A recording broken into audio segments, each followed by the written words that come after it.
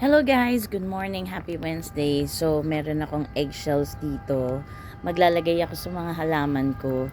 Pag meron po kayong mga halaman, tapos malakas kayong kumain ng itlog, yung mga eggshells po, wag nyong itatapon. Gawin nyo po siyang fertilizer sa mga halaman nyo. Yan, may mga tanim po akong sili.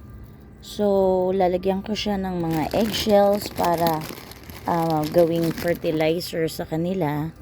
This is calcium, by the way. So, kailangan po may magandang natural fertilizer yung mga halaman.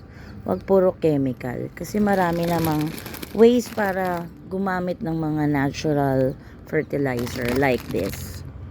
Marami po akong itinanim na sili, kaya lalagyan ko sila ng fertilizer.